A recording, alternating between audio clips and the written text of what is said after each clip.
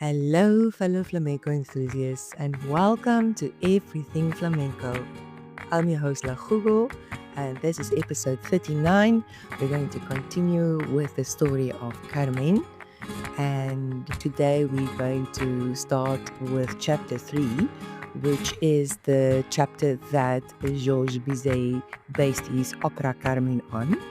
And this is directly again from Prosper Mérimée book, Carmen, which has 4 parts, and chapter 3 is going to be broken down into 4 parts. It's quite a long one. I guess that is also why Georges Bizet decided to use this for his opera. So let's start with chapter 3.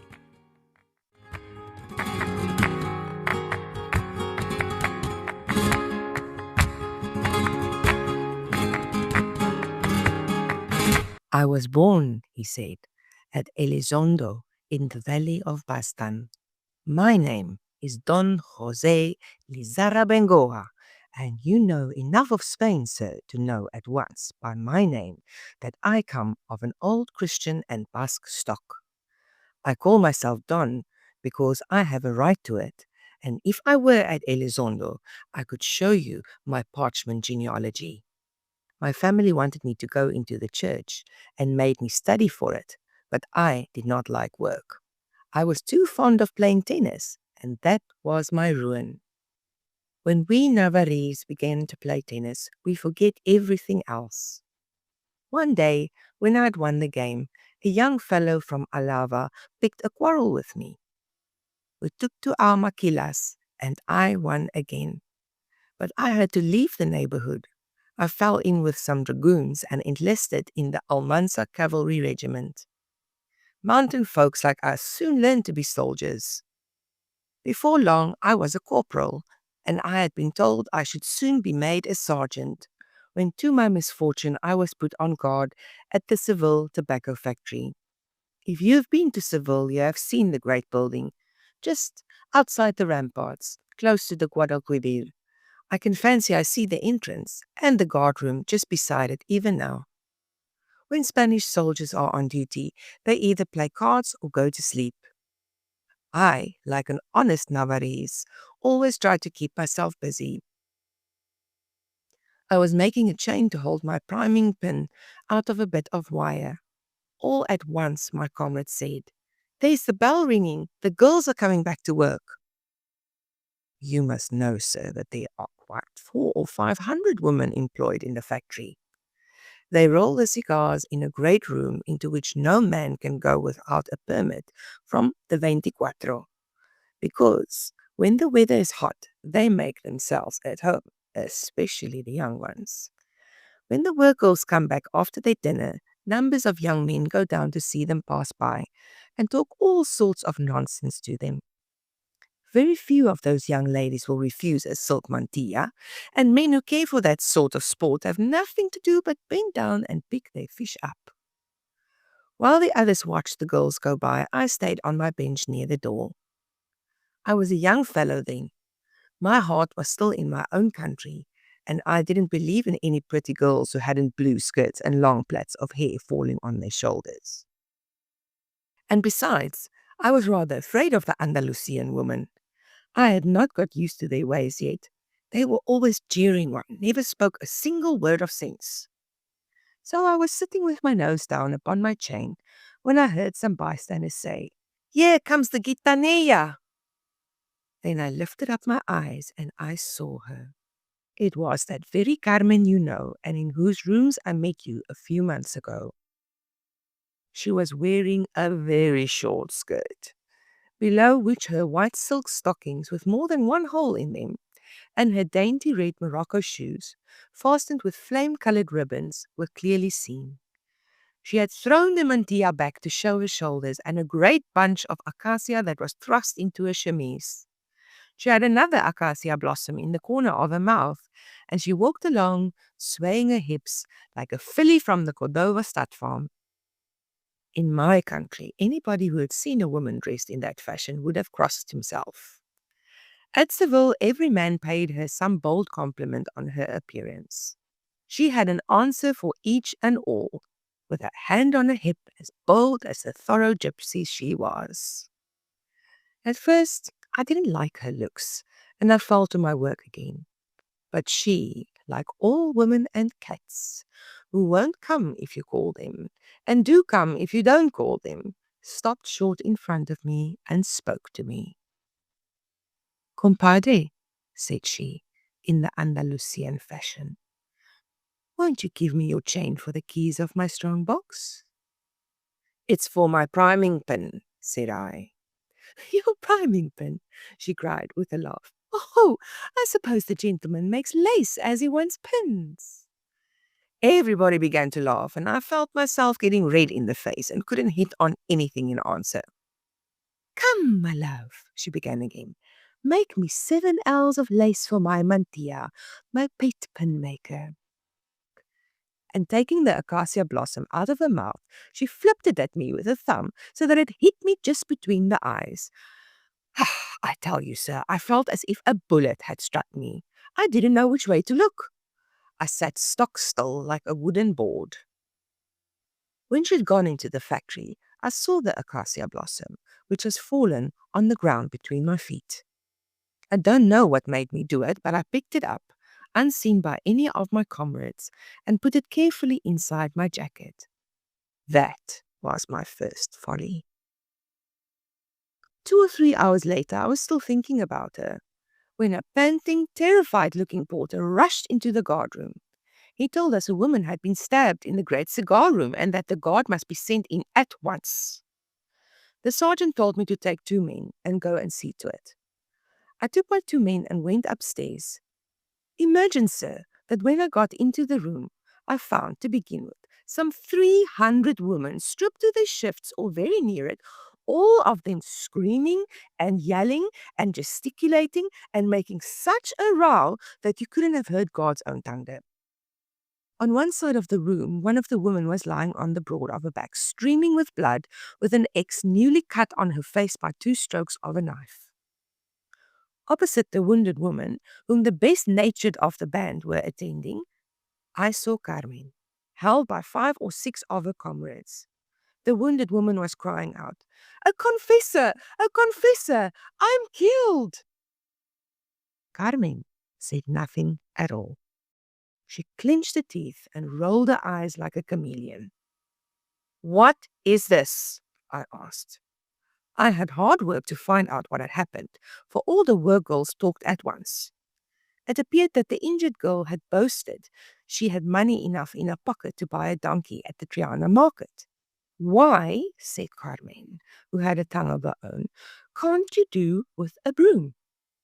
Stung by this taunt, it may be because she felt herself rather unsound in that particular, the other girl replied that she knew nothing about brooms, seeing she had not the honor of being either a gypsy or one of the devil's godchildren, but that the Señorita Carmen would shortly make acquaintance with her donkey when the corregidor took her out riding with 2 lackeys behind her to keep the flies off. "Well," retorted Carmen, "I'll make troughs for the flies to drink out of on your cheeks, and I'll paint a draft board on them." And thereupon, slap, bang, she began making St. Andrew's crosses on the girl's face with the knife she had been using for cutting off the ends of the cigars. The case was quite clear. I took hold of Carmen's arm. "Sister mine," I said civilly, "you must come with me."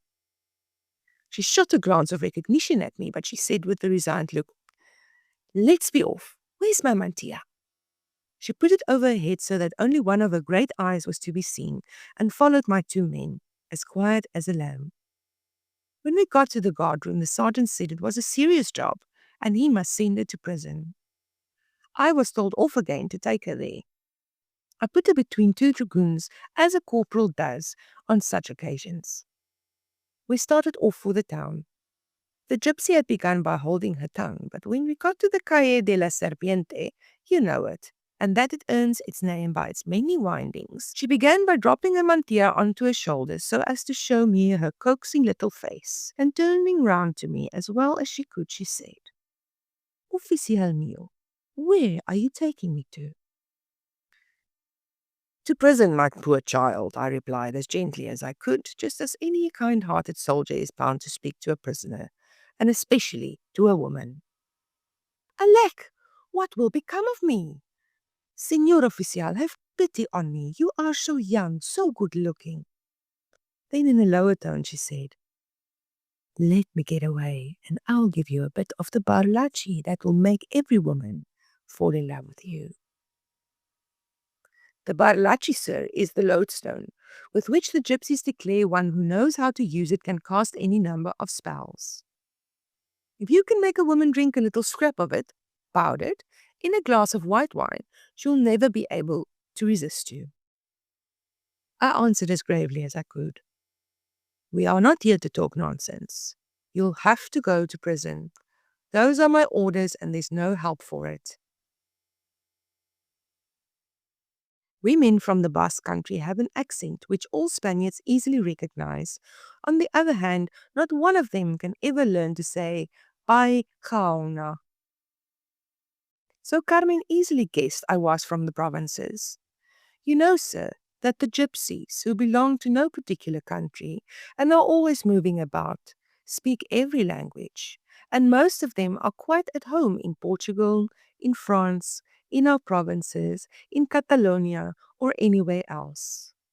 They can even make themselves understood by Moors and English people. Carmen knew Basque tolerably well. Laguna Enebiot comrade of my heart, said she suddenly. Do you belong to our country?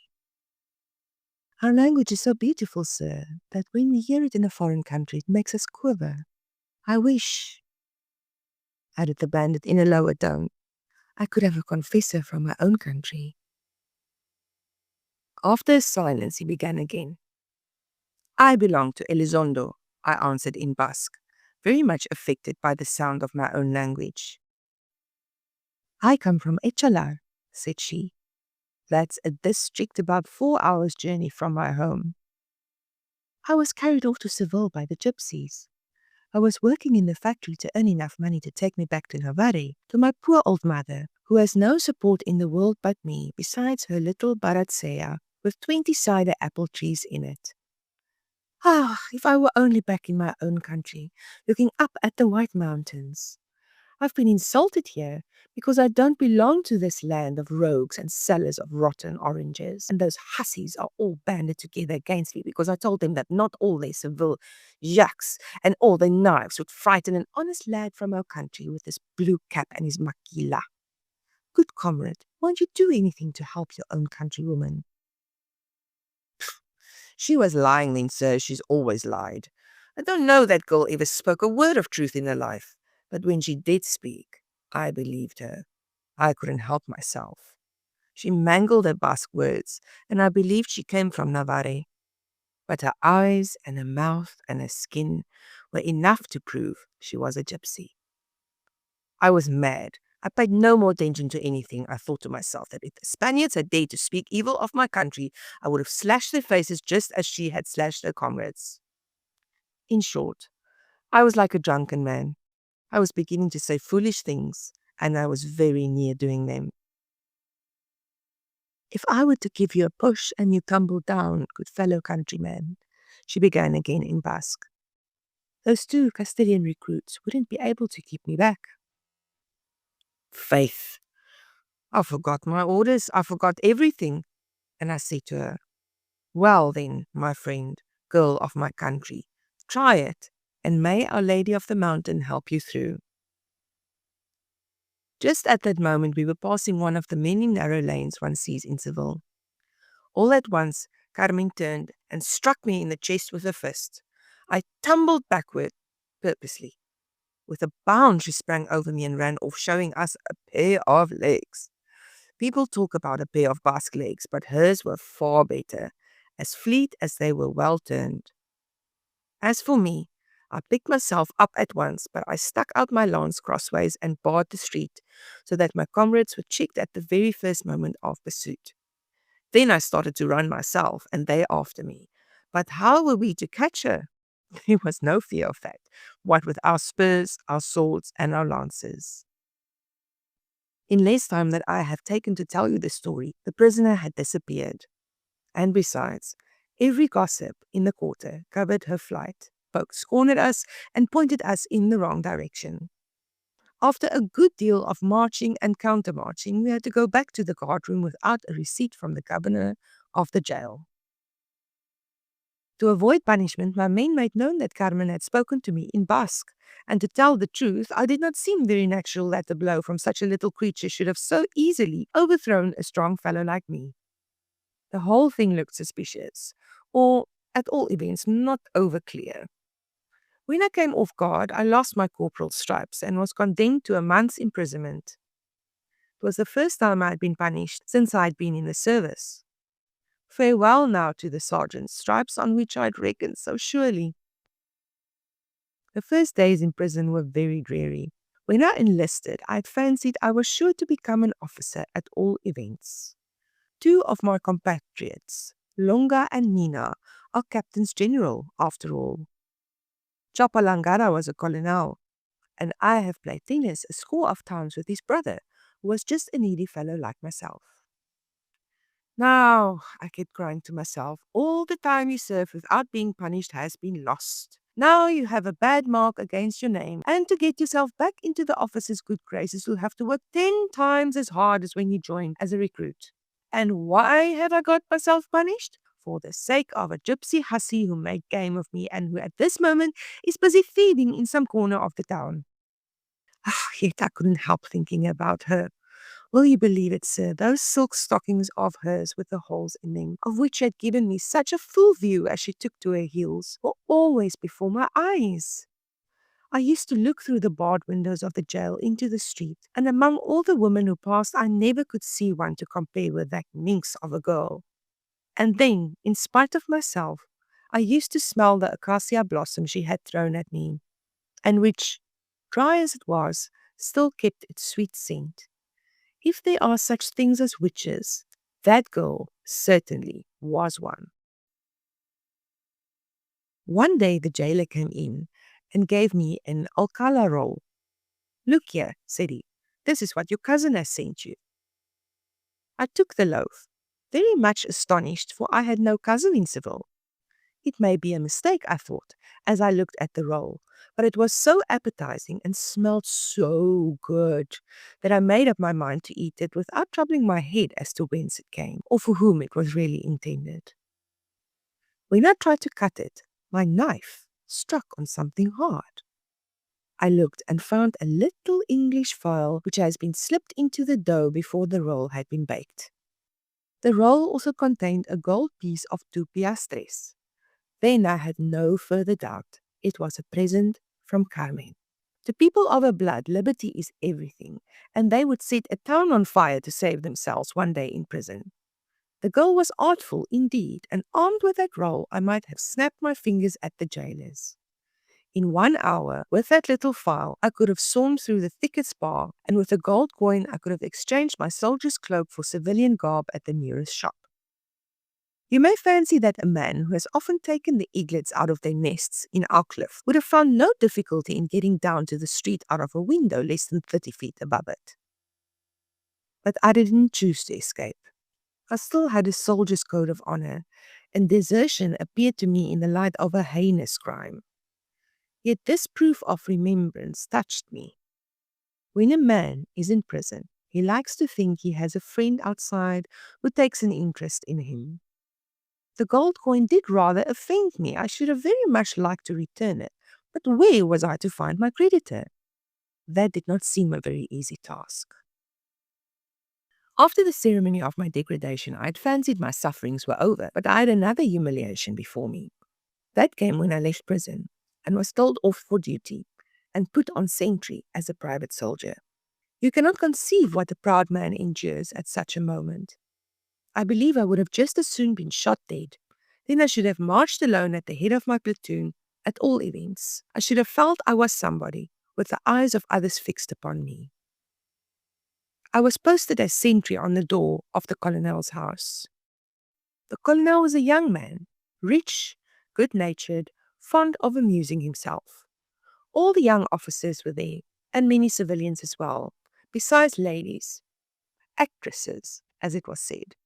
For my part, it seemed to me as if the whole town had agreed to meet at that door in order to stare at me. Then up drove the colonel's carriage with his valet on the box. And who should I see get out of it but the gypsy girl? She was dressed up this time, to the eyes, togged out in golden ribbons, a spangled gown, blue shoes, all spangled too, flowers and gold lace all over her. In her hand, she carried a tambourine. With her, there were two other gypsy women, one young and one old. They always have one old woman who goes with them, and then an old man with a guitar, a gypsy too, to play alone, and also for their dances. You must know these gypsy girls are often sent for to private houses to dance their special dance, the Romalis, and often too for quite other purposes. Carmen recognized me, and we exchanged glances. I don't know why, but at that moment I should have liked to have been 100 feet beneath the ground.